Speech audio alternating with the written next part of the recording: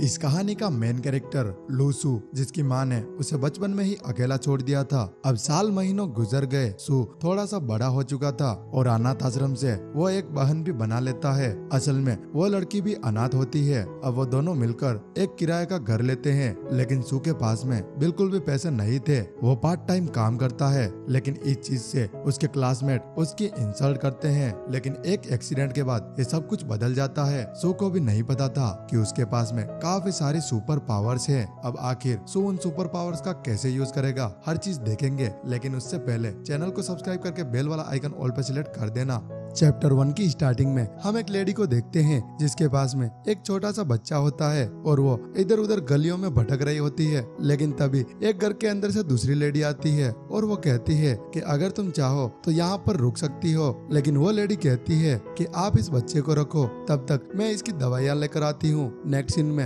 18 साल बीत चुके थे, लेकिन वो लेडी उस बच्चे को लेने के लिए कभी नहीं आई। उसके बाद हम हमारे मेन कैरेक्टर को देखते हैं जिसका नाम सू होता है और अब वो काफी ज्यादा बड़ा हो चुका था। उसके साथ में उसकी छोटी सिस्टर होती है जिसका नाम लूसियाओ होता है और अभी वो दोनों एक फेस्टिवल में होते हैं जहाँ लूसियाओ सू से कहती है कि मुझे ये कैंडी चाहिए, लेकिन सू कहता है कि हमें फिजूल खर्ची नहीं करनी चाहिए। वैसे भी हमारे पास बहुत ही कम पैसे बचे हैं, लेकिन फिर भी लूसियाओ कहती है कि चाहे कुछ भी हो लेकिन मुझे ये कैंडी चाहिए। और अब सू भी उसकी जिद के आगे नहीं टिक पाता और वो उसे कैंडी दिला देता है। और उसके बाद वो दोनों उस फेस्टिवल के अंदर घूमने लग जाते हैं। तभी सू नोटिस करता है कि कुछ लोग आपस में बात कर रहे हैं कि कैसे आजकल सुपर वुमेन्स दिखाई दे रहे हैं। असल में कुछ मंथ पहले से ही ऐसे सुपर वुमेन्स दिखाई दे रहे हैं जो कि नॉर्मल इंसानों से अलग है और ये पावर उन्हें ऑटोमेटिक ही मिल जाती है। वैसे ये पावर हर किसी को तो नहीं मिलती, लेकिन जो स्पेशल वुमन होता है उसे ही ये पावर मिलती है। और तभी सू को सामने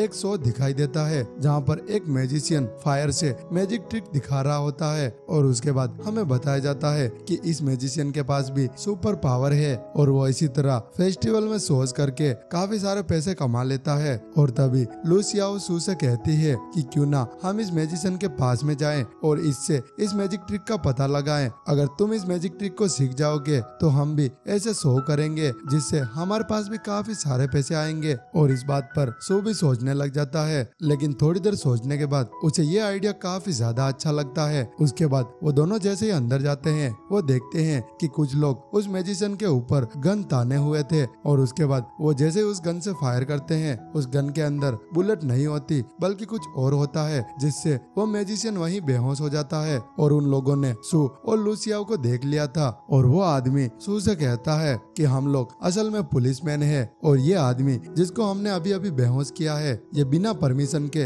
इस फेस्टिवल में शो दिखा रहा था, इसीलिए हमने ऐसा किया है। और तभी हम सू को देखते हैं जिसे कुछ तो गड़बड़ लग रही थी। उसे ऐसा लग रहा था कि ये आदमी पुलिसमैन नहीं है, ये झूठ बोल रहा है। लेकिन फिर भी सू ज्यादा बात नहीं करता और वो उस आदमी के सामने ऐसा रिएक्ट करता है जैसे वो असल में एक पुलिसमैन है। और नेक्स्ट सीन में वो दोनों ही बाहर आ जाते हैं और सू अपने मन में सोचता है कि शायद वो लोग ऐसे लोगों को पकड़ रहे हैं जिनके पास में सुपर पावर्स है और इसी वजह से उन्होंने उस मैजिशियन को भी पकड़ा होगा। और अब वो दोनों जा रहे होते हैं तभी लूसियाओ कहती है कि तुम्हें ज्यादा डरने की जरूरत नहीं, अगर तुम्हारे ऊपर कोई अटैक करेगा तो मैं तुम्हें बचाऊंगी, लेकिन उसके बदले तुम्हें सिर्फ घर के बर्तन धोने होंगे। और तभी सू कहता है कि तुम्हारी बात सही है, लेकिन तुम मुझे नाम लेकर नहीं बल्कि ब्रदर कहकर बुलाओगी। लेकिन इस बात पर लूसियाओ साफ मना कर देती है। वो कहती है कि मैं तुम्हें तुम्हारा नाम लेकर ही बुलाऊंगी। नेक्स्ट सीन में वो दोनों ही घर पहुंच जाते हैं जहाँ लूसियाओ टीवी में न्यूज देख रही होती है, जहाँ उसे पता चलता है कि आजकल कम एज के लोगों को भी सुपर पावर मिल रही है। और लूसियाओ ये देखकर काफी ज्यादा शौक हो जाती है। तभी सू वहाँ पर आता है और वो कहता है कि मैं मार्केट से नूडल्स लेकर आता हूँ। और ये कहने के बाद सू वहाँ से निकल जाता है और रास्ते में चलते हुए सू सोचता है कि लूसियाओ हमेशा उसकी मदद करती है। जब भी वो बीमार होता है तब लूसियाओ ही घर का सारा काम करती है, जबकि लूसियाओ काफी ज्यादा छोटी है। और इसी वजह से वो कोशिश करता है कि वो ज्यादा से ज्यादा पैसे कमा सके, जिससे लू सियाओ की सारी ख्वाहिश वो पूरी कर सके। और सू सड़क पर चलते हुए ये सारी बातें सोच रहा होता है, लेकिन तभी उसके पीछे से एक ट्रक आता है जो कि सू को टक्कर मार देता है और उसके सर से काफी सारा खून निकलने की वजह से वो वहीं बेहोश हो जाता है। और तभी हम सू के गले में एक लॉकेट को देखते हैं जो कि उस एक्सीडेंट की वजह से टूट चुका था। असल में ये लॉकेट 18 साल पहले उसकी मॉम ने उसे दिया था। उसके बाद हम देखते हैं कि जैसे ही वो लॉकेट टूटता है उसके अंदर से एक अलग ही एनर्जी निकलती है। वो एनर्जी उसके पूरे शरीर में फ्लो करने लग जाती है, जिससे सू का दर्द अब कम होने लग जाता है और उसकी बॉडी पूरी तरह से हील हो जाती है। और तभी हम उस ट्रक ड्राइवर को देखते हैं जो कि सू के पास में ही खड़ा था और सू उसी ट्रक ड्राइवर के पास में जा रहा था, जिसे देखकर वो ट्रक ड्राइवर काफी ज्यादा डरा हुआ था। और उस ड्राइवर के सर के ऊपर हमें कुछ नंबर दिखाई देते हैं। इन नंबर को हम पॉइंट मान सकते हैं, लेकिन अभी हमें पूरी तरह से नहीं बताया जाता कि आखिर ये क्या है। अब सू को इस तरह आते हुए देखकर वो ट्रक ड्राइवर काफी ज्यादा डर जाता है और वो वहाँ से भाग जाता है। और उसके बाद सू नूडल की शॉप पर जाता है और नूडल्स लेकर तुरंत घर की ओर चला जाता है। और रास्ते में उसे काफी सारे लोग मिले थे जिनके सर के ऊपर भी उसे काफी सारे पॉइंट देखने को मिले थे। उसके बाद सू लू सियाओ को बताता है कि रास्ते में चलते हुए उसका एक्सीडेंट हो गया था, इसी वजह से उसके सर पर चोट लगी है। तभी लू सियाओ कहती है कि आखिर तुमने उस ट्रक ड्राइवर को जाने कैसे दिया। और नेक्स्ट सीन में उनका खाना पीना हो चुका था। उसके बाद सू नहाने के लिए चला जाता है और वो जैसे नहाता है वो अपने सर की तरफ देखता है, जहाँ उसे पता चलता है कि उसके सर पे जो चोट थी अब वो पूरी तरह से गायब हो चुकी है। और उसी के साथ उसके हाथ पर उसे एक अजीब सा निशान दिखाई देता है। जब सू अपने कमरे में बैठा हुआ था तब वो उसी निशान को देखकर अपनी पावर को महसूस करने की कोशिश करता है। तभी उसका स्टेटस ओपन हो जाता है, जिसे देखकर सू काफी ज्यादा शॉक्ड हो जाता है। और अब सू को पता चलता है कि उसकी पावर भी अवेकन हो चुकी है। सू जैसे ही उस स्क्रीन में देखता है उसे पता चलता है कि वहाँ पर काफी सारे लोगों के नाम लिखे हुए थे और उस नाम के आगे कुछ पॉइंट भी थे। असल में ये पॉइंट वही है जैसे कि सू के सामने कोई भी इंसान आता है, अगर सू उसे गुस्सा दिलाता है या फिर आगे वाला इंसान सू से डरता है तो इस चीज से सू को ही पॉइंट मिलता है। और अब इस पूरी कहानी को सू समझ चुका था कि अगर वो किसी को गुस्सा दिलाएगा या उन्हें परेशान करेगा तो उसे नेगेटिव इंप्रेशन के काफी सारे पॉइंट मिल जाएंगे और यही सू का एक प्लस पॉइंट है। और अब सू भी पूरी तरह से समझ चुका था कि वो जितने ज्यादा पॉइंट कलेक्ट करेगा उसकी पावर उतनी ही ज्यादा बढ़ती जाएगी। और अब सू अपने मन में कहता है कि मुझे तो काफी ज्यादा इंटरेस्टिंग पावर मिली है, लेकिन अब भी सू को ये नहीं पता था कि आखिर उन पॉइंट से क्या होता है। अब सू को सब कुछ पता चल चुका था। वो लोगों को गुस्सा दिलाकर पॉइंट तो इकट्ठा कर लेगा, लेकिन आखिर वो उन पॉइंट का करेगा क्या। उसके बाद सू जैसे अपने स्टेटस को चेक कर रहा था तभी वहाँ पर उसे एक स्पिन व्हील दिखाई देता है, जहाँ उसे पता चलता है कि इस व्हील को स्पिन करने के लिए उसे 100 पॉइंट देने पड़ेंगे। और सू भी उस व्हील को लगातार स्पिन करते जाता है और आखिर में सू को एक फ्रूट मिलता है। सू जैसे उस फ्रूट को खाता है उसे वो फ्रूट काफी ज्यादा अच्छा लगता है और उस फ्रूट के अंदर कोई मैजिकल पावर थी और उसकी एनर्जी भी पूरी तरह से रिस्टोर हो जाती है। और उसके बाद सू सोचता है कि अब मुझे और भी ज्यादा गैम्बल करना चाहिए। और तभी हम देखते हैं कि सू के पास में आखिरी 400 पॉइंट बचे हुए थे, लेकिन फिर भी वह 3 स्पिन और करता है। अब उसके पास में बस 100 पॉइंट बचे हुए थे, लेकिन तभी उसको एक लाइन दिखाई देती है जहाँ पर लिखा हुआ था ट्विंकल ट्विंकल लिटिल स्टार। और जैसे ही सू उस लाइन को पढ़ता है वो एक अलग ही गैलेक्सी में आ जाता है। सू जैसे ही उस जगह पर पहुँचता है उसे पता नहीं चलता कि आखिर वो किस जगह पर है, लेकिन असल में यही उसकी एक पावर है। जैसे जैसे सू की पावर बढ़ेगी वैसे हमें यहाँ पर कुछ चेंजेस देखने को मिलेंगे। और तभी सू को लू सियाओ की आवाज आती है जो कि काफी ज्यादा चिल्लाकर कहती है कि ये नूडल्स काफी ज्यादा अजीब लग रहे हैं। और वो पूछती है कि सू आखिर तुमने इस नूडल्स में क्या डाला था। तो सू कहता है कि इस नूडल्स में मैंने प्याज डाला था। और इस बात से लू सियाओ को काफी ज्यादा गुस्सा आता है और इसी वजह से सू को 100 पॉइंट और मिल जाते हैं। और अब सू को पूरी तरह से कंफर्म हो चुका था कि उसे अपने पॉइंट कैसे बढ़ाने हैं। नेक्स्ट सीन में वो दोनों खाना खा रहे होते हैं जहाँ उनके सामने टीवी चल रही होती है और टीवी पर एक न्यूज आ रही थी कि एक बिल्डिंग में आग लग चुकी है।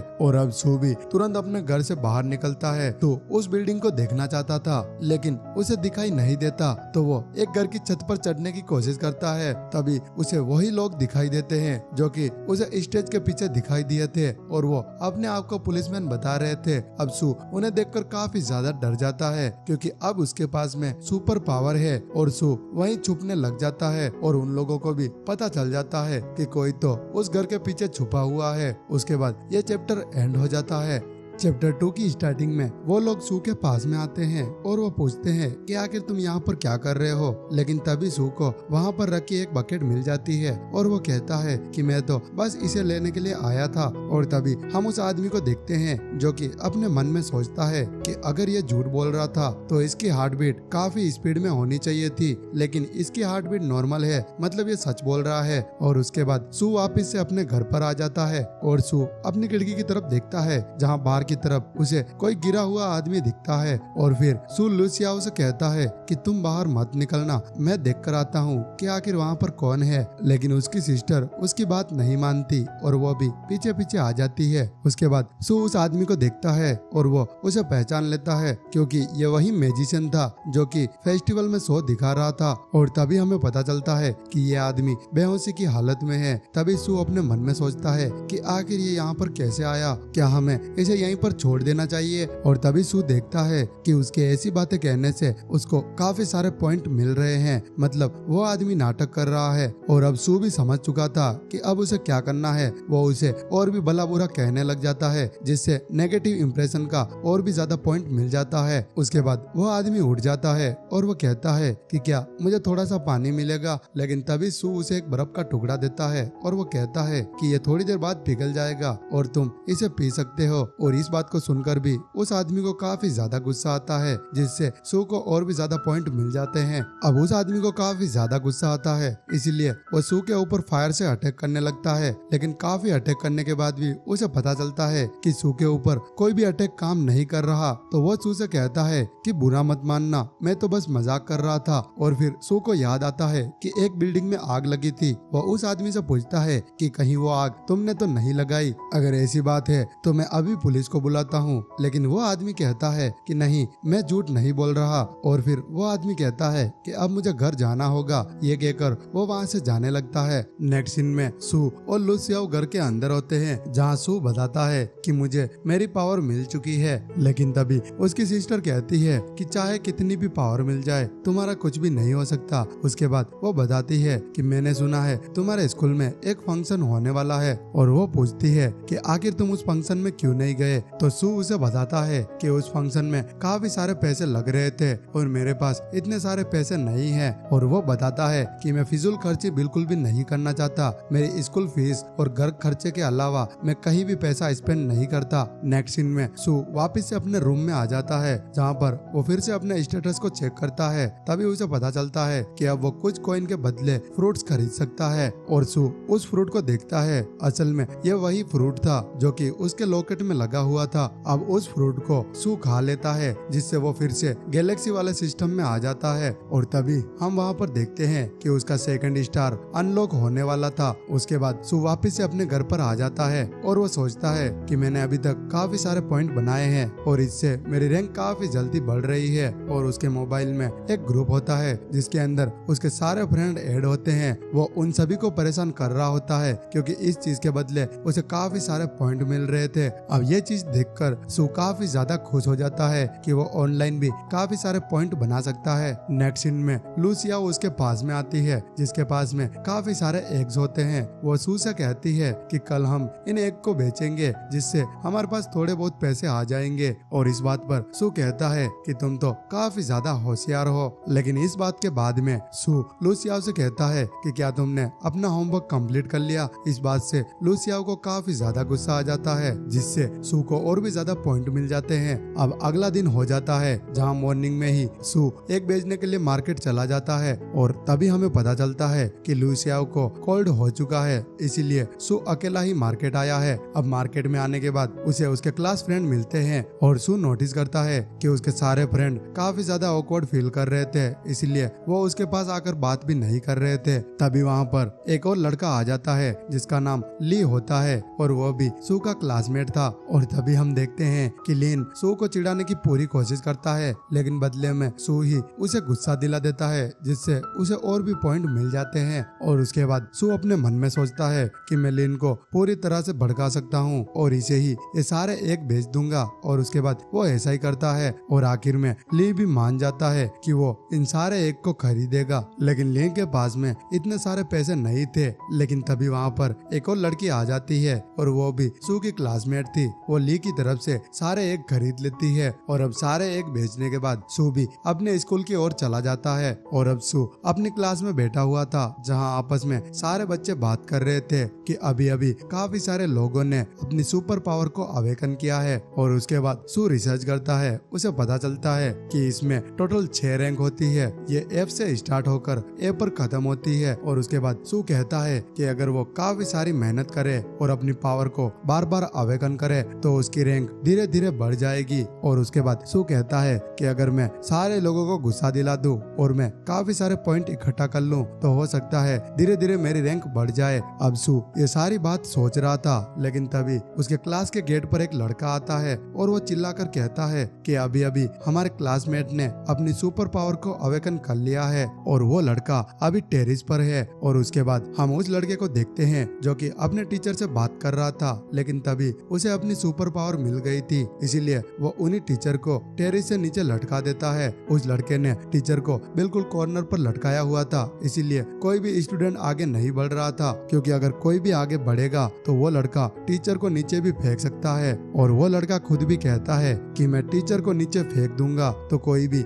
मेरा कुछ भी नहीं बिगाड़ सकता, क्योंकि मेरी एज बहुत कम है और पुलिस वाले भी इसमें कुछ भी नहीं कर पाएंगे। और तभी हम सू को देखते हैं जो कि एकदम स्टाइलिश तरीके से आगे आता है। सभी बच्चों को लगता है कि सू कुछ अलग करेगा, लेकिन सू उस लड़के को नियम समझाने लग जाता है और वो उसे सारे नियम कायदे समझाता है कि चाहे तुम कितने भी छोटे हो लेकिन कानून तुम्हें सजा जरूर देगा। और ये बात सुनकर वो लड़का भी काफी ज्यादा डर जाता है, इसीलिए वो टीचर को नीचे रख देता है। और तभी हम देखते हैं कि सू को सभी स्टूडेंट की तरफ से काफी सारे पॉइंट मिलने लग जाते हैं, क्योंकि उन सभी स्टूडेंट को सू के ऊपर गुस्सा आ रहा था, क्योंकि सू ने ऐसी ही बात कही थी। अब टीचर भी बच चुके थे और सभी स्टूडेंट काफी ज्यादा खुश होते हैं। लेकिन तभी एक लड़की सू के पास में आती है और वो कहती है कि आखिर तुम्हें कैसे पता था कि वो लड़का टीचर को नीचे नहीं फेंकेगा। तभी सू कहता है कि नहीं, मुझे ऐसा कुछ भी नहीं पता था, मैं तो बस अपनी तरह से पूरी ट्राई कर रहा था, क्योंकि बाकी के स्टूडेंट तो वहाँ पर खड़े थे।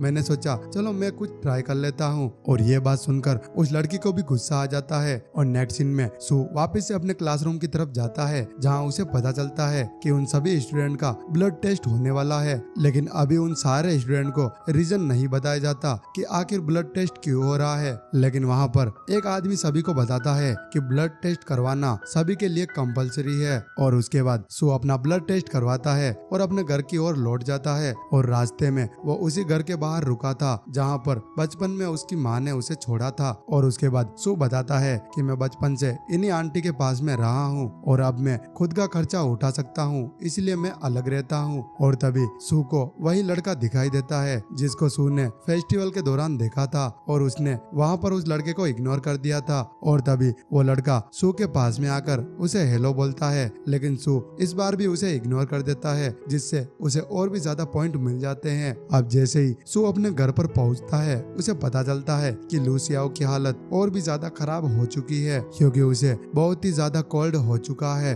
उसके बाद सू अपने रूम में चला जाता है और वो कोशिश करता है कि वो एक हीलिंग फ्रूट निकाल सके जिससे उसकी सिस्टर की हेल्प हो पाए। उसके बाद वो लगातार स्पिन करते जाता है, लेकिन स्टार्टिंग में उसे कोई भी फायदा नहीं होता। अब उसने काफी सारे पॉइंट को बर्बाद कर दिया था, लेकिन आखिर में उसे कुछ फ्रूट मिल जाते हैं और वो उस फ्रूट को लेकर लूसियाओ के पास में जाता है और वो कहता है कि तुम इसे खाकर देखो, शायद तुम ठीक हो जाओगी। अब लूसियाओ जैसे उस फ्रूट को खाती है उसे बहुत ही अच्छा महसूस होता है और अब उसकी तबीयत भी धीरे धीरे ठीक हो जाती है और वो काफी ज्यादा शॉक्ड होते हुए कहती है कि क्या सच में फल उगाना ही तुम्हारी एबिलिटी है। और उसके बाद लूसियाओ पूछती है कि क्या तुम्हारे पास में ऐसे और भी फ्रूट है, और सू उसे हाँ बोलता है और वो अपने रूम से वो सारे फ्रूट लाकर लूसियाओ को दे देता है और वो कहता है कि तुम इन सारे फ्रूट को खाकर पहले से भी अच्छी हो सकती हो। और अब सू वहाँ से जाने वाला था और जाते वक्त वो कहता है कि तुम ज्यादा चिंता मत करो, तुम भी बहुत जल्द अपनी पावर को अवेकन कर लोगी। और उसके बाद वो फिर से लूसियाओ को अपने होमवर्क के बारे में पूछता है, जिससे फिर से लूसियाओ को गुस्सा आता है और सू को पॉइंट मिल जाते हैं। अब नेक्स्ट सीन में अगला दिन हो जाता है और सू अपनी क्लास में होता है, जहाँ उसके क्लासमेट आपस में बात कर रहे थे कि कल जो ब्लड टेस्ट हुआ था उसकी रिपोर्ट आज आने वाली है और उसी ब्लड टेस्ट की रिपोर्ट से हमें ये पता चलेगा कि किस स्टूडेंट ने अपनी पावर को अवेकन कर लिया है। और उसके बाद एक अलग क्लास बनाई गई है, जिन्होंने अपनी पावर को अवेकन कर लिया है उन्हें अलग क्लास में भेज दिया जाएगा। और फिर वो स्टूडेंट आपस में बात करने लग जाते हैं कि हमें नहीं लगता कि सू ने अभी तक अपनी पावर को अवेकन किया होगा, क्योंकि ये तो काफी ज्यादा कमजोर है। लेकिन इन सारी बातों को सुनने के बाद भी सू उन सभी को इग्नोर कर देता है और सू ने उन सभी को इस तरह इग्नोर किया था जिससे उन सभी को गुस्सा आ जाता है, जिससे फिर से उसे काफी सारे पॉइंट मिल जाते हैं। और उसके बाद में वो सभी लोग क्लास के अंदर आते हैं जिन्होंने वो ब्लड टेस्ट किया था।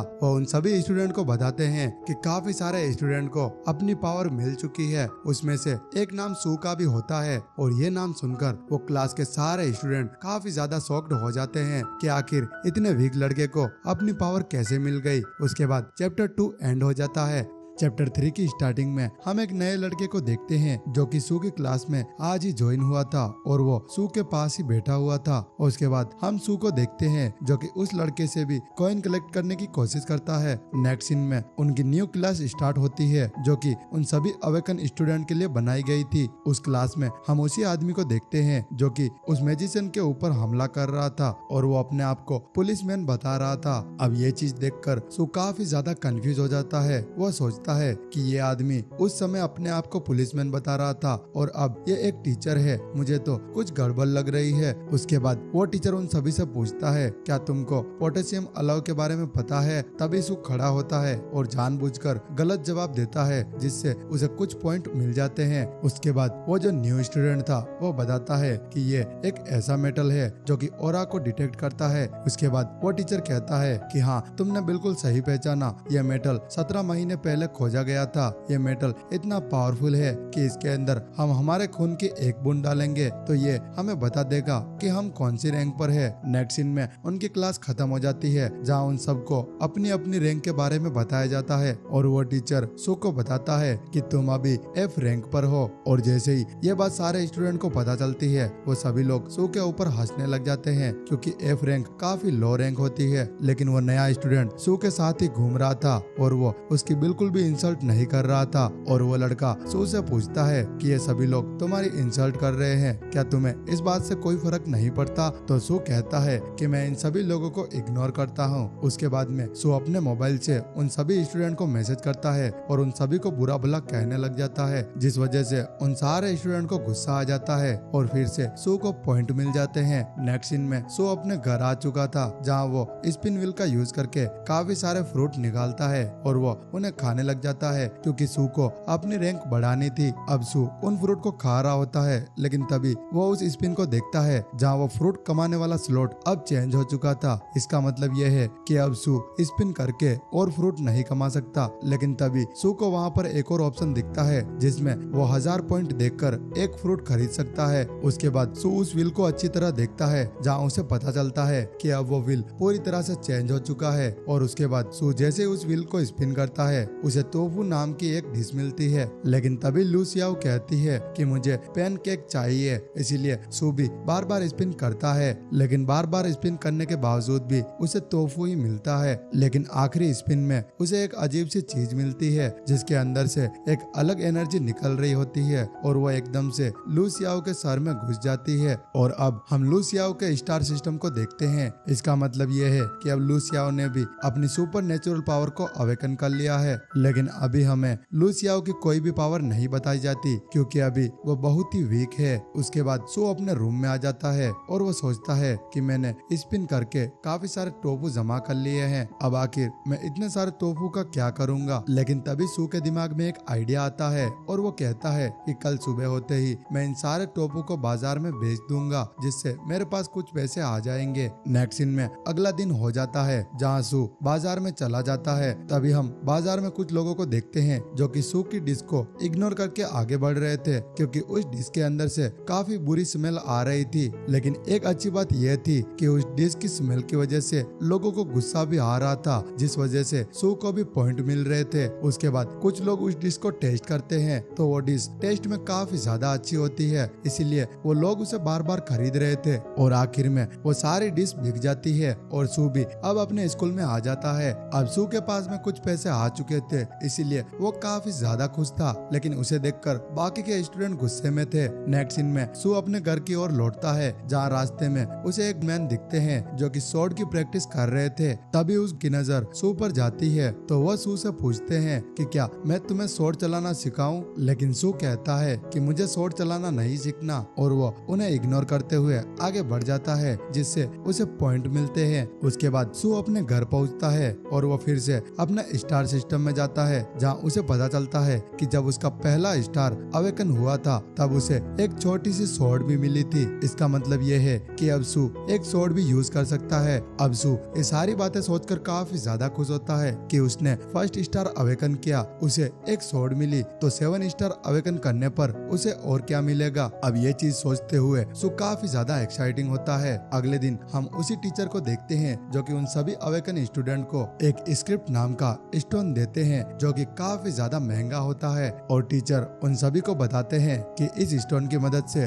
तुम अच्छे से प्रैक्टिस कर पाओगे और ये स्टोन तुम्हारी एनर्जी को और भी ज्यादा बूस्ट करेगा। उसके बाद सू अपने घर आता है और उस स्टोन से वो प्रैक्टिस करता है, तो उसे पता चलता है कि ये स्टोन उसके स्टार सिस्टम के लिए एकदम यूजलेस है और प्रैक्टिस के दौरान वो स्टोन भी वेस्ट हो चुका था। अब सू सोचने लग जाता है कि अब आखिर में टीचर को क्या बताऊंगा कि उनका दिया हुआ स्टोन मैंने वेस्ट कर दिया। अब अगले दिन सू वापस से अपने स्कूल की ओर जा रहा था, तभी रास्ते में उसे वही ओल्ड मैन दिखते हैं जो कि स्वॉर्ड की प्रैक्टिस कर रहे थे। और वो सू को देखकर कहते हैं कि क्या अब तुम स्वॉर्ड की प्रैक्टिस करना चाहोगे। तो सू उन्हें फिर से मना कर देता है। वो कहता है कि मैंने आपको पहले ही बता दिया है कि मुझे स्वॉर्ड में कोई भी इंटरेस्ट नहीं है। ये कहकर वो आगे चला जाता है, जिससे उनको काफी ज्यादा गुस्सा आता है और सू को पॉइंट मिल जाते हैं। नेक्स्ट सीन में सू अपने स्कूल में पहुंचता है, जहां उसे वो नया स्टूडेंट मिलता है और वो सू को बताता है कि हमारी कंट्री ने अवेकन लोगों के लिए कुछ ग्रुप्स बनाए हैं। और वो बताता है कि पहला ग्रुप अर्थ ग्रुप है, जिसमें सभी कॉमन स्टूडेंट को रखा जाएगा जिनको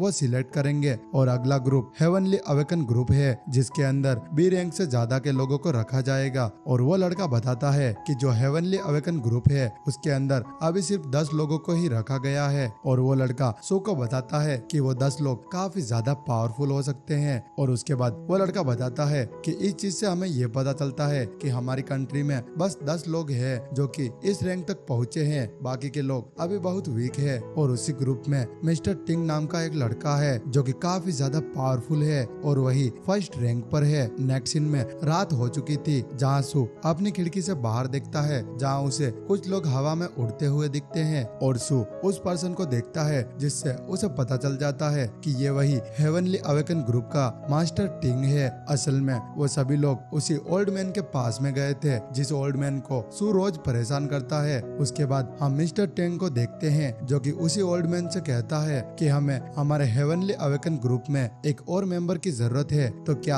आप हमारे ग्रुप को ज्वाइन कर सकते हैं। लेकिन वो ओल्ड मैन उसे साफ साफ मना कर देते हैं और वो कहते हैं कि मुझे इस ग्रुप में कोई भी इंटरेस्ट नहीं है। और वो ओल्ड मैन बताते हैं कि मैं अपने लाइफ का कुछ टाइम ऐसे ही स्पेंड करना चाहता हूँ। तभी वो लड़का कहता है कि हम रूइंस पर काम कर रहे हैं। उसके रूइंस का मतलब था कि एक ऐसी जगह जहाँ पर उन्हें ट्रेजर मिल सकते हैं। लेकिन ये बात सुनकर भी वो ओल्ड मैन उन्हें मना कर देते हैं। और उसके बाद मिस्टर टेंग भी वहाँ से चला जाता है और सू उन सबको देख रहा होता है। और उसके बाद सू सोचता है कि ये ओल्ड मैन असल में काफी ज्यादा पावरफुल है और अब इसीलिए उसे भी इन ओल्ड मैन से ट्रेनिंग लेनी होगी। और अब जैसे अगला दिन होता है, सू उस ओल्ड मैन के पास चला जाता है और वो उनसे पूछता है कि क्या आप मुझे स्वॉर्ड यूज करना सिखा सकते हैं। और अब सू के मुंह से ये बात सुनकर वो ओल्ड मैन काफी ज्यादा खुश हो जाते हैं। लेकिन तभी सू कहता है कि मैं आपसे स्वॉर्ड तो सीख सकता हूँ, लेकिन आपको मेरी एक हेल्प करनी होगी। और उन ओल्ड मैन के पास भी और कोई काम नहीं था, इसीलिए वो सू को हाँ कर देते हैं। सू बताता है कि मुझे स्कूल भी जाना होता है और मैं बाजार जाकर कुछ ना कुछ सेल करता हूँ। जब तक मैं ये सब काम करूँगा तब तक आपको मेरी सिस्टर का ख्याल रखना होगा। और तभी हम देखते हैं कि लूसियाओ भी वहाँ पर आ जाती है। सू कहता है कि आपको इसके होमवर्क का ख्याल रखना होगा, बाकी का काम ये खुद कर लेती है। और सू के मुंह से ये बात सुनकर उन दोनों को काफी ज्यादा गुस्सा आता है, लेकिन फिर भी ओल्ड मैन इस बात के लिए मान जाते हैं और उसके बाद ये चैप्टर एंड हो जाता है। चैप्टर 4 की स्टार्टिंग में हम सू को देखते हैं जो कि अपनी क्लास में होता है, जहां उसके साथ में अपना वो नया फ्रेंड भी था। और वो नया फ्रेंड सू को एक वीडियो दिखा रहा था जिसमें रैंक ई का एक लड़का अपनी पावर अवेकन करने के बाद अपनी पावर का यूज क्राइम के लिए कर रहा था। तभी सू नोटिस करता है कि उसके पॉइंट अपने आप ही बढ़ रहे होते हैं और सू को पास में एक स्क्रीन दिखाई देती है जहाँ उसे उन्हीं ओल्ड मैन का नाम दिखाई देता है जिनको हम मास्टर ली कहेंगे। अब सू को कुछ भी समझ नहीं आ रहा कि आखिर मास्टर ली की तरफ से उसे पॉइंट क्यों मिल रहे हैं। वो जैसे ही मास्टर ली के घर पहुंचता है तभी उसे पता चलता है कि लूसियाओ मास्टर ली को परेशान कर रही है और इसी वजह से सू को पॉइंट मिल रहे थे। असल में सू की वजह से ही लूसियाओ की सुपर पावर अवेकन हुई है। इसी वजह से उन दोनों के स्टार सिस्टम आपस में कनेक्ट है और अब जब भी लूसियाओ किसी को परेशान करेगी तो वो सारे पॉइंट सू को ही मिलेंगे। और उसके बाद लूसियाओ वहाँ से चली जाती है और मास्टर ली सू से कहते हैं कि अब हमें तुम्हारी ट्रेनिंग स्टार्ट करनी चाहिए। तभी सू कहता है कि अभी मेरे टीचर मुझे एक ऐसी ट्रेनिंग करवा रहे हैं जिससे मेरी स्ट्रेंथ बढ़ेगी। तभी मास्टर ली कहते हैं कि भले ही तुम्हारे स्कूल में तुम्हारी ट्रेनिंग चल रही हो लेकिन फिर भी तुम्हारी मेमोरी इतनी स्ट्रॉन्ग नहीं होगी, तुम्हें ये सारी फाइटिंग स्किल्स आनी चाहिए तभी तुम किसी को हरा पाओगे। और ये बात सुनकर सू भी मान जाता है और वो वेट उठाने लग जाता है और अब सू मास्टर ली से ट्रेनिंग लेने के लिए तैयार हो जाता है। और मास्टर ली सू से कहते हैं कि तुम्हें इस स्वॉर्ड को 1000 बार घुमाना होगा। और अब सू भी अपने काम पर लग जाता है। उसे शुरुआत में काफी ज्यादा तकलीफ होती है लेकिन जब वो 1000 तक पहुंचता है तब उसकी स्पीड और फ्लेक्स बहुत ही अच्छे हो चुके थे। और उसके बाद मास्टर ली सू से कहते हैं कि तुम्हारे लिए पावर का क्या मतलब होता है। तभी सू उन्हें जवाब देता है। वो कहता है कि कोई भी व्यक्ति सारे रूल्स तोड़ दे और कोई भी उसे कुछ न कह पाए, इसे ही हम पावर कहेंगे। और उसके बाद मास्टर ली कहते हैं कि हाँ तुम सही कह रहे हो, लेकिन अगर तुम्हारे पास इतनी पावर्स आती हैं तो तुम्हारे ऊपर उतनी ही रिस्पॉन्सिबिलिटी आएगी। और इसी वजह से तुम्हारे पास पावर आने के बाद भी तुम्हें इस चीज को नहीं भूलना है कि तुम्हें लोगों की रक्षा करनी है। और तभी सू कहता है कि नहीं, ये बात गलत है, मैं दूसरे लोगों की चिंता क्यों करूंगा, मुझे तो बस लूसियाओ की चिंता है। और सू बताता है कि मैंने लूसियाओ के लिए बहुत कुछ किया है। जब मेरे पास कुछ नहीं था तब लोग हमारी मदद नहीं करते थे, मैंने बहुत मुश्किल से लूसियाओ को बड़ा किया है। और तभी हम मास्टर ली को देखते हैं जो कि हंस रहे होते हैं और वो कहते हैं कि सच में इसे बहुत मुश्किल होगा ये समझने में कि इसके पास में क्या पावर है और इसका यूज वो कैसे करेगा। अब जैसे अगला दिन होता है हम सू को देखते हैं जो कि स्कूल में होता है और मास्टर ली लूसियाओ को कुछ पढ़ा रहे होते हैं। लेकिन आज लूसियाओ का मूड बहुत अच्छा था, इसीलिए वो मास्टर ली को परेशान नहीं कर रही थी। तभी मास्टर ली के पास में एक लड़का आता है और असल में ये लड़का हेवनली अवेकन ग्रुप का मेंबर होता है। और जैसे ही ये मास्टर ली के पास में आता है मास्टर ली उसे हेलो कहते हैं और मास्टर ली लूसियाओ से कहते हैं कि तुम भी इन्हें हेलो बोलो। लेकिन मास्टर ली के कहने के बाद भी लूसियाओ उस लड़के को हेलो नहीं बोलती। ये चीज देखकर उस लड़के को गुस्सा आता है लेकिन वो लड़का वहाँ पर कुछ भी नहीं बोलता। लेकिन तभी हम देखते हैं कि वो नेगेटिव पॉइंट्स सू को मिलते हैं और तभी सू देखता है कि उसे कुछ पॉइंट मिल रहे हैं। असल में ये पॉइंट उसी लड़के की तरफ से मिले थे और अब उस लड़के का नाम देखकर सू उसे पहचान लेता है और दौड़ते हुए मास्टर ली के घर पहुंचता है। और अब सू उसी लड़के को देखता है जिसका नाम यूजिन होता है। मास्टर ली और यूजिन आपस में बात कर रहे थे जहाँ यूजिन कहता है कि हेवनली रूइंस अभी ओपन होने वाला है, अगर आप हमारी मदद करना नहीं चाहते तो ये बात भी ध्यान रखना कि आप हमारे बीच में कभी कभी नहीं आओगे, क्योंकि यूजिन को पता था कि मास्टर ली सू को ट्रेनिंग दे रहे हैं। और यूजिन सू को देखता है और उसे पता चलता है कि सू अभी एफ रैंक पर है। तो यूजिन कहता है कि अभी तुम एफ रैंक पर हो,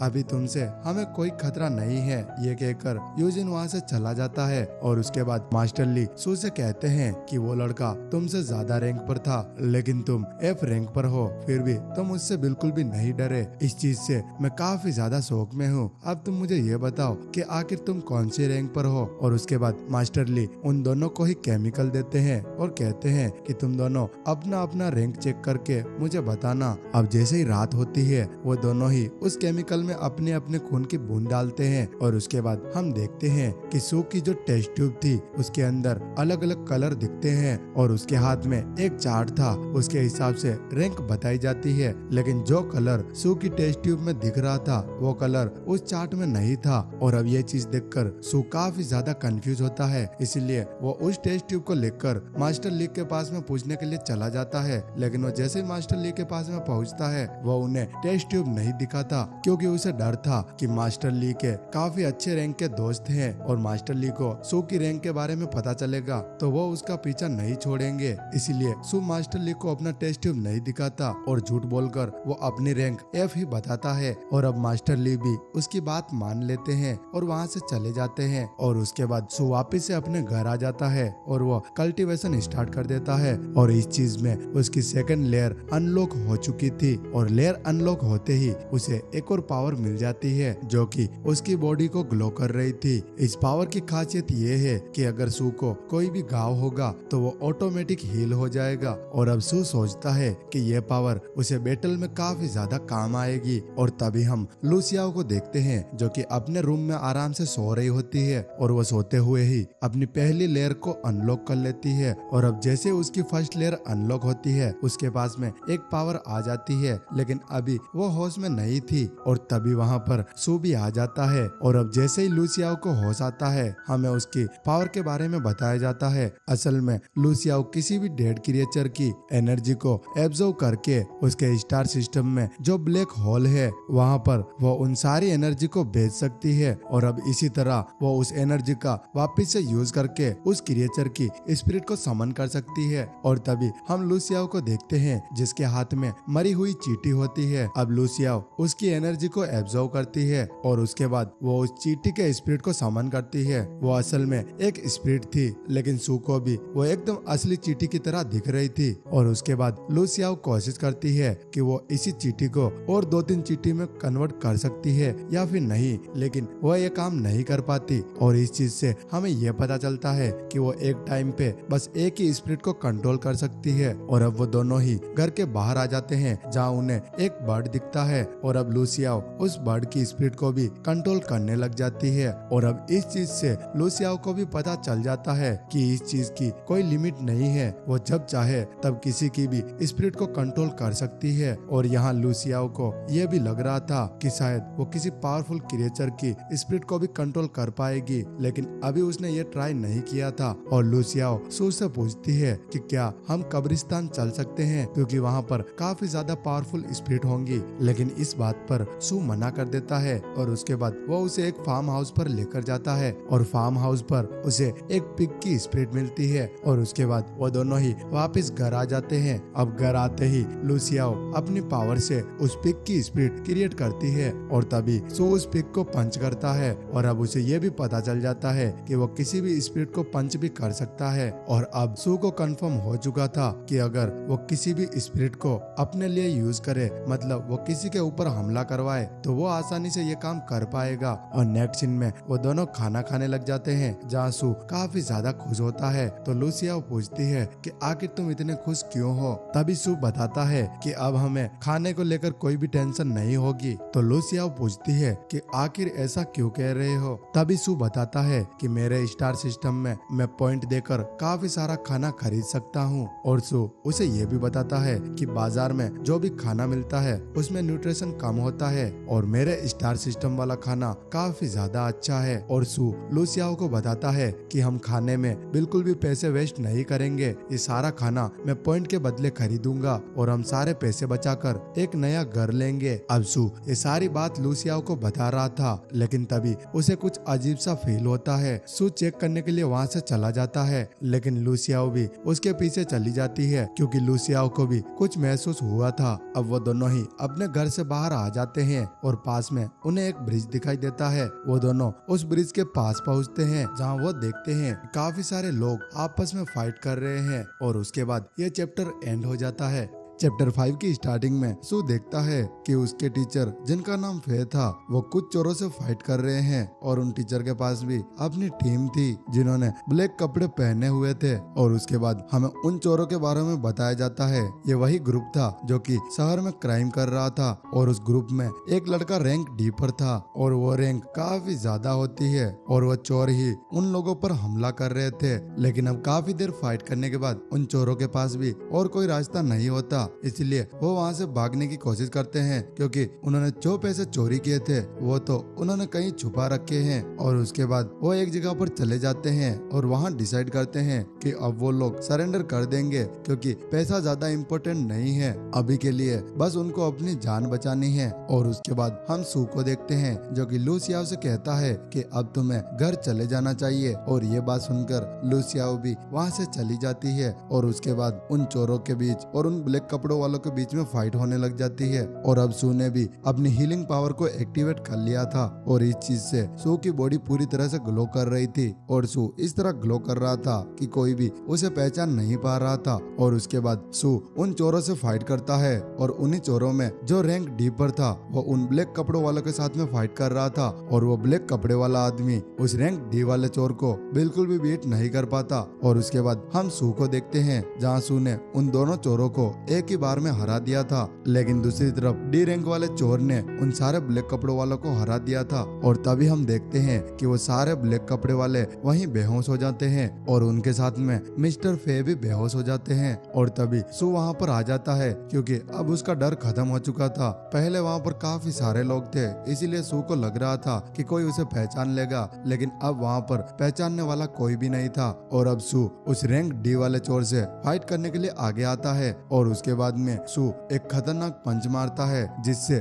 रैंक डी वाले चोर की हाथ की हड्डी टूट जाती है और वह चोर वहीं मर जाता है। और ये चीज देखकर भी सू बिल्कुल भी हैरान नहीं होता क्योंकि उसे अपनी पावर पर पूरा भरोसा था। नेक्स्ट सीन में सू वापस से अपने घर आ जाता है जहाँ वो लूसियाओ से कहता है कि अब हमें वापस उसी जगह पर जाना होगा क्योंकि तुम्हें वहाँ पर काफी सारी स्पिरिट्स मिल जाएंगी। और फिर लूसियाओ कहती है कि जब मैंने तुम्हें पहले कहा था तब तुम मुझे फार्म हाउस लेकर चले गए थे, तो अब मुझे तुम्हारे ऊपर ट्रस्ट नहीं है। और उसके बाद में सू कहता है कि तुम्हें मेरे ऊपर इतना भरोसा होना चाहिए। और उसके बाद वो दोनों वहाँ से जाने लगते हैं। तभी वहाँ पर मिस्टर ले आ जाते हैं और वो पूछते हैं कि आखिर तुम दोनों कहाँ जा रहे हो। तो इस बात पर सू झूठ बोलता है, वो कहता है कि हम बाहर खाना खाने के लिए जा रहे हैं। और इस बात पर मास्टर ली भी कुछ नहीं कहते। नेक्स्ट सीन में वो दोनों उस जगह पर पहुँच जाते हैं जहाँ सू लूसियाओ से कहता है कि यहाँ पर एक पावरफुल स्पिरिट है, तुम सबसे पहले उसे ही एब्जॉर्व करो। और अब लूसियाओ भी उस डी रैंक वाले चोर की स्पिरिट को एब्जॉर्व कर लेती है।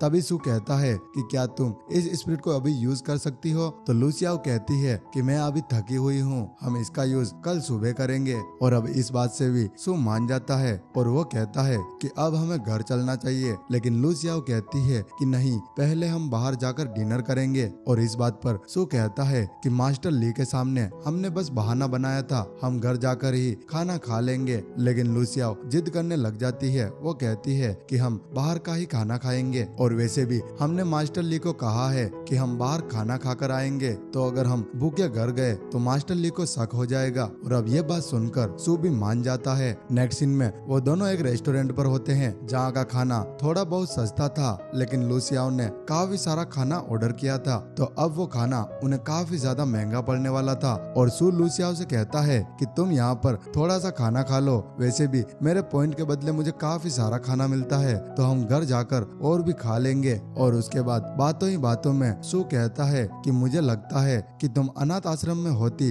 तो ज्यादा खुश रहती, क्योंकि अनाथ आश्रम में तुम्हें पेट भर खाना तो मिल ही जाता और यहाँ तक कि तुम्हारे साथ तुम्हारे दोस्त भी होते। लेकिन इस बात पर लूसियाओ को काफी ज्यादा गुस्सा आता है और वो रोते हुए कहती है कि मुझे घर और खाने से कोई मतलब नहीं है, तुम ही मेरी फैमिली हो, इसलिए लिए मैं तुम्हारे साथ रहना चाहती हूँ। और इसके बाद में हमें एक पास्ट का सीन दिखाया जाता है जहाँ सू की एज बहुत कम होती है और उसे बिल्कुल भी आइडिया नहीं होता कि आखिर वो पैसा कैसे कमाएगा, और इसी वजह से वो लूसियाओ को अकेला छोड़ देता है क्योंकि सू को ऐसा लग रहा था कि वो अपना गुजारा जैसे तैसे कर लेगा। लेकिन उसके चक्कर में लूसियाओ का करियर खराब हो रहा है और लूसियाओ ने काफी दिनों बाद वापस सू को ढूंढ लिया था और अब सू ने भी लूसियाओ को अपने साथ रखने का डिसाइड किया था। और अब सू ने जैसे तैसे करके एक घर रेंट पर लिया और अब सू के पास में ज्यादा पैसे नहीं थे, इसलिए वो बाजार कुछ ना कुछ बेचता था और अपने घर का रेंट भरता था और बचे हुए पैसों से वो उन दोनों के लिए खाने की चीजें खरीदता था। और वहाँ सू ये भी बताता है कि जब सू की हालत काफी ज्यादा खराब थी तब लूसियाओ ने ही घर का सारा काम करके उसे संभाला था। और यहाँ लूसियाओ रोते हुए कहती है कि अगर तुमने दोबारा ऐसी बात कही तो मैं तुमसे कभी भी बात नहीं करूंगी। और उसके बाद में सू कहता है कि तुम्हें रोने की जरूरत नहीं है, वैसे मैं एक घर खरीदने के बारे में सोच रहा था क्योंकि जहाँ तक मुझे पता है हम रेंट पे करते हुए कभी भी खुश नहीं रह पाएंगे। और तभी सीन शिफ्ट होता है और हम कुछ लोगों को देखते हैं जो कि उन चोरों के बारे में रिसर्च कर रहे थे और उन सब के बीच में एक डिस्कशन होता है जहाँ एक लड़का कहता है कि जहाँ वो फाइट हुई थी वहाँ पर एक चमकता हुआ लड़का आया था और उसी लड़के ने उन सारे चोरों को हराया था। और अब ये बात सुनकर वहाँ पर सभी लोग काफी ज्यादा शौक थे। और वहीं हम यूजिन को भी देखते हैं और यूजिन भी थोड़ा सा हैरान था क्योंकि हेवनली अवेकन ग्रुप में सिर्फ 7 मेंबर है जो कि सिर्फ रैंक C तक है और अगर किसी ने रैंक D के अवेकन लड़के को हराया है तो इसका मतलब ये है कि वो भी रैंक C पर होगा। लेकिन उनके लिए ये पता लगाना बहुत ही मुश्किल था क्योंकि उनके ग्रुप में से उन चोरों को किसी ने भी नहीं हराया था और उन्होंने ये चीज भी नोटिस की थी कि जिस लड़के ने उन चोरों को हराया था उसकी एज भी काफी कम थी। और अब यूजिन भी सोचने लग जाता है कि अगर इतनी कम एज में कोई रैंक C पर पहुंच गया है तो वो कितना ज्यादा पावरफुल होगा। अब थोड़ी देर बाद उनकी बातें चेंज हो जाती है और अब वो उस ओपन होने वाले रूइंस के बारे में बात कर रहे थे और अब वो फैसला करने लग जाते हैं कि आखिर वहाँ पर कौन जाएगा क्योंकि जहाँ वो रूइंस ओपन होने वाला है मतलब जहाँ वो ट्रेजर है वहाँ पर खतरा भी हो सकता है। और अब हम अगले दिन के सीन को देखते हैं जहाँ सू मार्केट में तोफू बेचने के लिए आया था। अब तोफू तो अच्छे से बिक रहा था लेकिन किसी को भी गुस्सा नहीं आ रहा था, इसीलिए सू को एक भी पॉइंट नहीं मिल रहा था।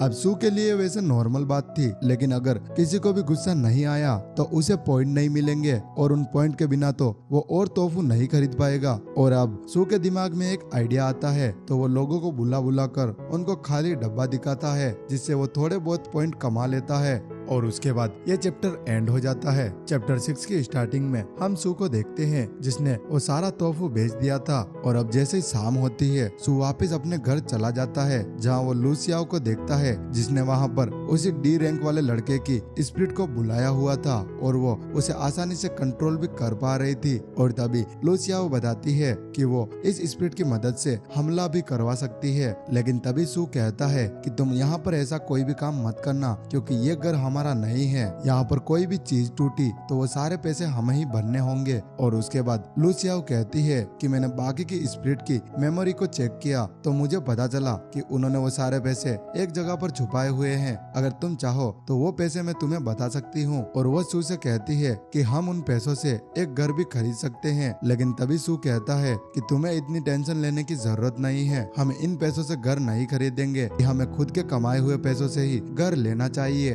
और अब ये बात सुनकर लूसियाओ भी खुश हो जाती है और अब सू डिसाइड करता है कि वो उन सारे पैसों को पुलिस के पास लेकर जाएगा। उसके बाद में सू वापस से घर खरीदने के बारे में सोचने लग जाता है और अब वो रिसर्च करने लग जाता है कि आखिर अच्छा घर कहाँ मिल रहा है और उसे एक ऐसी जगह मिल जाती है जहाँ घर थोड़ा सा सस्ता भी मिल रहा था और वो घर सिर्फ 2,40,000 यान में मिल रहा था। और अब सू ये सारी बात अपने दोस्त को बताता है और यहाँ पर जो सू का दोस्त था वो सू को अच्छी तरह से समझता है और वो कभी भी उसकी इंसल्ट नहीं करता। वो कहता है कि तुम्हें घर के बारे में बहुत ज्यादा रिसर्च करनी चाहिए क्योंकि यहाँ पर जितने भी घर बने हुए हैं वो सब अलग अलग जगह में डिवाइड हो रहे हैं। जैसे कि कुछ जगह ऐसी होती है जो कि नॉर्मल होती है और वो सस्ते में भी मिल जाती है, लेकिन आधी जगह ऐसी भी है जहाँ पर स्पिरिचुअल एनर्जी काफी ज्यादा होती है और वो जगह थोड़ी सी महंगी होती है। और वो लड़का अपने ही क्लासमेट के बारे में एग्जाम्पल बताता है। वो कहता है कि उसके उसकी फैमिली ने एक जगह खरीदी थी और उन्होंने ज्यादा रिसर्च नहीं करी थी, इसीलिए अब उन्होंने जगह तो अच्छी खरीदी थी और वो काफी महंगी भी है, लेकिन वहाँ की स्पिरिचुअल एनर्जी काफी ज्यादा डिस्टर्ब है। और वो बताता है कि अगर उन्होंने स्पिरिचुअल एनर्जी ज्यादा यूज करी तो वो उनकी बॉडी के लिए खतरा भी बन सकती है। और अब ये सारी बात वो सू को बता रहा था और आखिर में वो कहता है कि तुम भी अपना घर एक सही जगह पर देखकर खरीदना। और अब उनकी ये बात खत्म होती है तभी सू का दोस्त कहता है कि यहाँ पर अवेकन ग्रुप का एक मेंबर आने वाला है और वो लड़का सभी को स्पेशल स्टोन देने वाला है। और नेक्स्ट सीन में उन सभी को ग्राउंड में इकट्ठा किया जाता है और उसके बाद हमें बताया जाता है कि जो मेंबर वहाँ पर आ रहा है वो बी रैंक का है। और वो मेंबर जब आगे बढ़ रहा था तब उसे अचानक से कुछ फील होता है और यही सेम चीज सू के साथ में भी होती है और वो लड़का देखने लग जाता है कि आखिर ऐसा यूनिक कौन है, लेकिन सू बहुत ही पीछे खड़ा होता है इसलिए वो लड़का उसे नहीं देख पाता। वैसे उस लड़के को महसूस तो हुआ था लेकिन वो ऐसे पता नहीं लगा सकता कि आखिर ये कौन है। और उसके बाद में वो लड़का वहाँ पर स्पीच देता है और अब स्पीच खत्म होने के बाद उनकी क्लास स्टार्ट हो जाती है जहाँ वो सभी को बताता है कि तुम सभी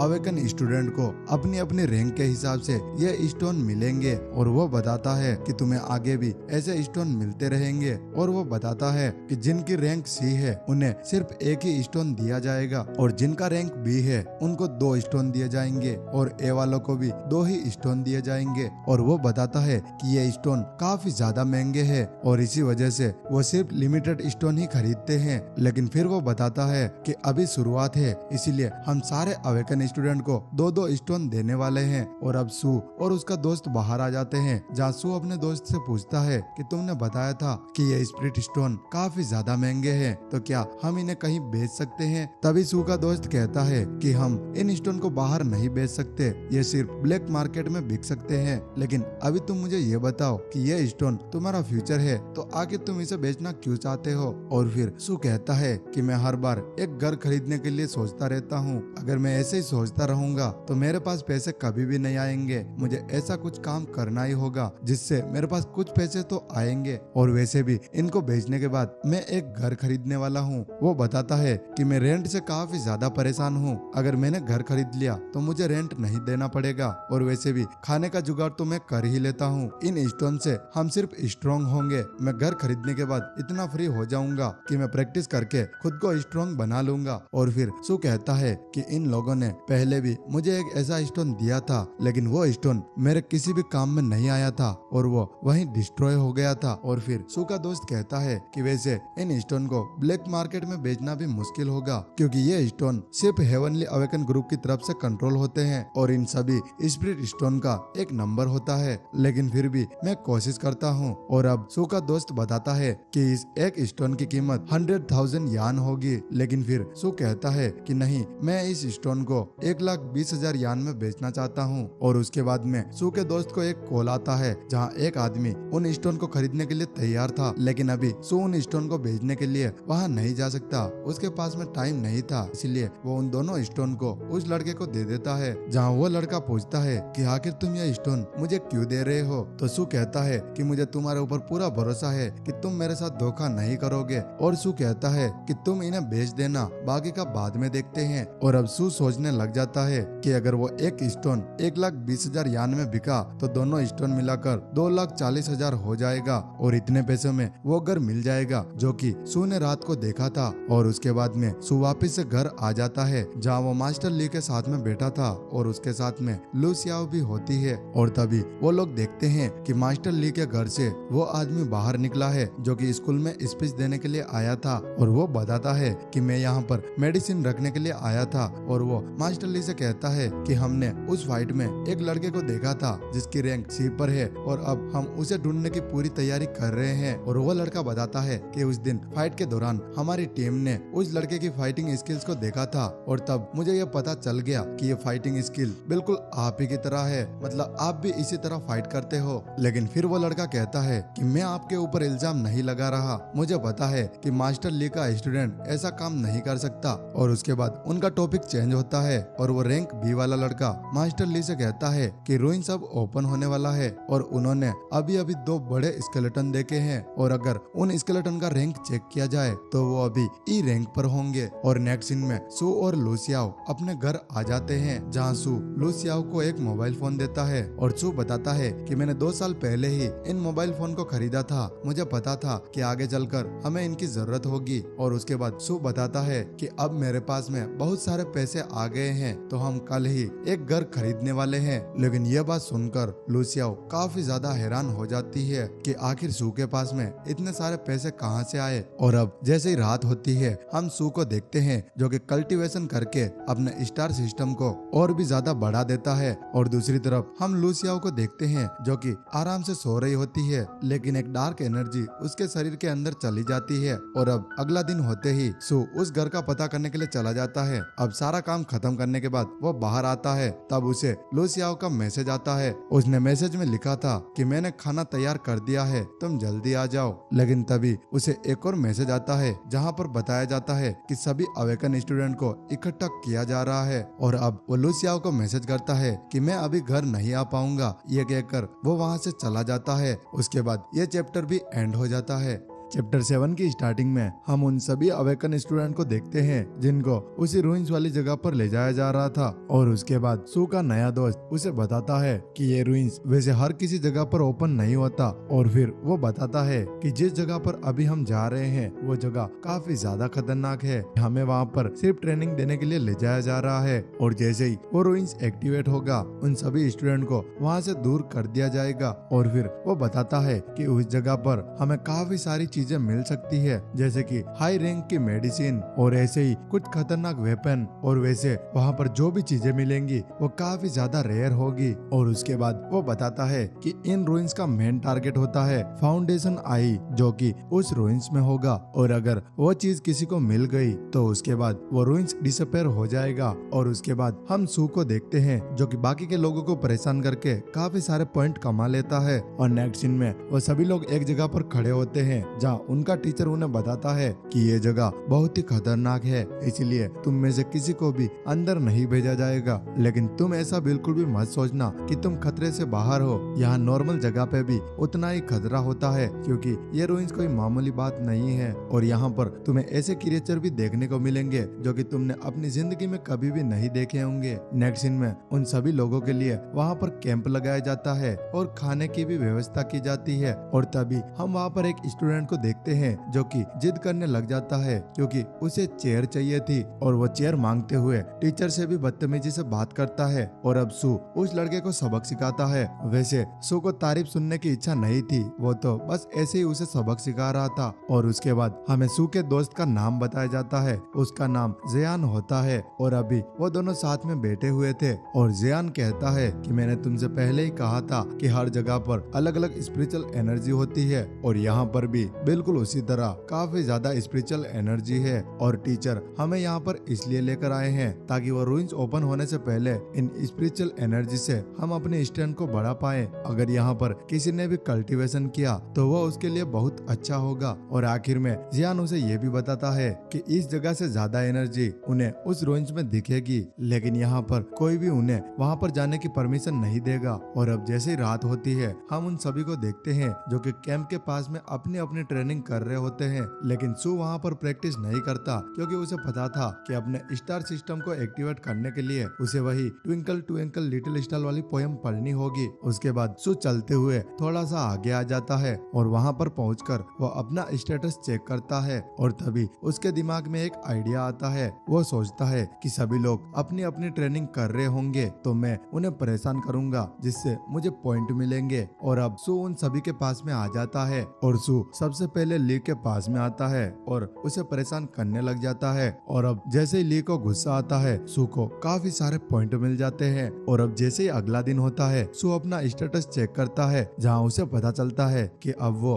9 रैंक फ्रूट खरीद सकता है। ये रैंकिंग फ्रूट असल में वो फ्रूट है जो कि उसकी रैंक को बढ़ाते हैं। और अब इतने सारे फ्रूट एक साथ खाने के बाद उसका रैंक अगले रैंक पर जा सकता था। और उसके बाद सू लूसियाओ से कांटेक्ट करने के लिए अपना फोन निकालता है, लेकिन उसके फोन में में बिल्कुल भी सिग्नल नहीं होता क्योंकि अभी वो पहाड़ों में था। और उसके बाद हम लूसियाओ को देखते हैं जो कि सू को ढूंढ रही होती है। वो सोचती है कि सू अभी तक घर नहीं आया और अब जैसे ही रात होती है सू वापस से अपने दोस्त ली को परेशान करने लग जाता है, जिससे उसे और भी पॉइंट मिलते हैं। अब ली काफी ज्यादा परेशान हो चुका था, इसीलिए वो उन कैंप से दूर चला जाता है, लेकिन सू वहाँ भी उसका पीछा नहीं छोड़ता। और अब जैसे ही अगला दिन होता है सू पॉइंट से वो सारे रैंकिंग फ्रूट खरीद लेता है और अब वो उन सभी को खा लेता है। और उसके बाद हमें सू की रैंक बताई जाती है। उसकी रैंक डी के मीडियम में आ चुकी थी और इस बात से सू अब काफी ज्यादा खुश होता है। वैसे तभी जब सू वहाँ से निकलने की कोशिश करता है तब ली वहाँ पर आ जाता है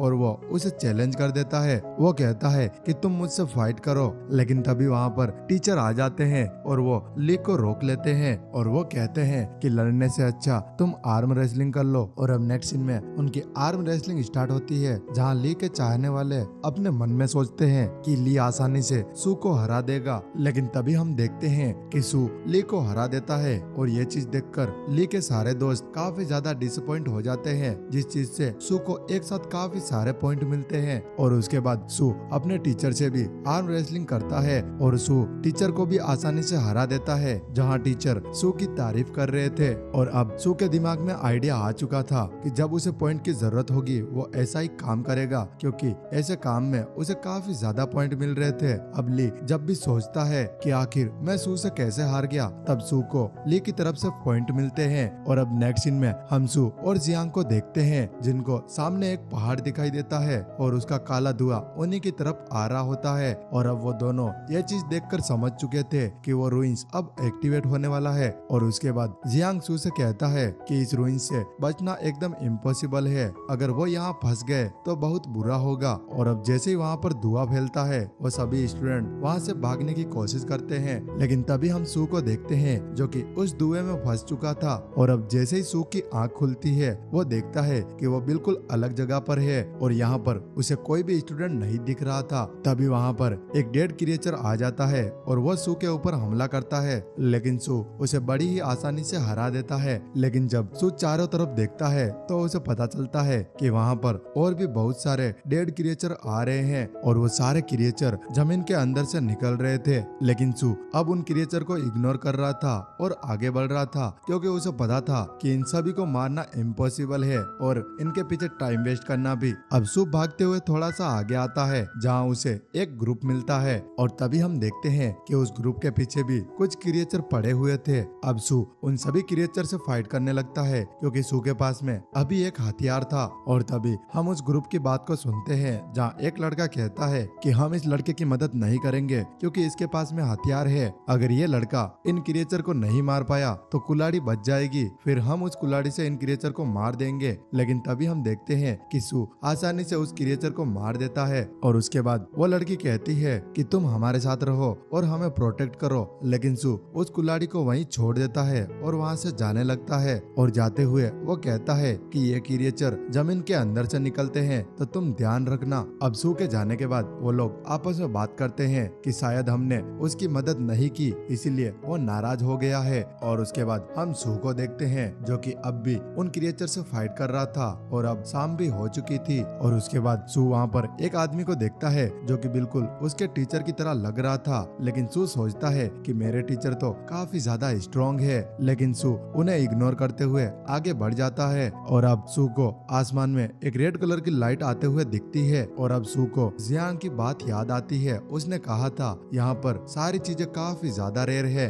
अब जैसे ही सू उस लाइट को देखता है उसे पता चलता है कि ये कोई रेयर वेपन नहीं है, ये तो एक फ्लेयर गन है जो कि एक लड़के ने चलाई थी। और उस लड़के की तरफ से सू को काफी सारे पॉइंट भी मिल रहे थे, क्योंकि वो लड़का गुस्से में था। और अब सू उस लड़के का नाम चेक करने लग जाता है, लेकिन उस लिस्ट में उसे उस लड़के का नाम नहीं दिखता। वहाँ पर उसे कुछ नंबर्स दिखते हैं और वो उन कोड को देखकर समझ जाता है कि ये लड़का भले ही उनके ग्रुप से हो सकता है, लेकिन वो इनकी कंट्री का नहीं है। और वो सोचता है कि शायद दूसरी कंट्री वालों ने इस लड़के को यहाँ पर भेजा है और शायद ये स्पाई है। और तभी सू को याद आता है कि ऐसे काफी सारे स्टूडेंट उसके क्लास में उसने देखे थे जो कि शायद स्पाई बनकर यहाँ पर आए हैं। और ये लोग पहले ही डिसाइड करके आए थे कि जब वो धुआं होगा तब ये लोग अलग अलग हो जाएंगे और फ्लेयर गन से इशारा करके ये अपनी लोकेशन शेयर करेंगे। लेकिन अब सू उस लड़के के पास आ चुका था, जिससे उस लड़के का प्लान खराब हो चुका था और इसी वजह से इस लड़के को काफी ज्यादा गुस्सा आता है और सू अपने मन में सोचता है कि रात गुजरती रहेगी और मुझे पॉइंट मिलते रहेंगे। और सू उस लड़के पर हमला नहीं कर रहा था, वो बस उसे देखे जा रहा था। और अब वो लड़का सू की तरफ देखता है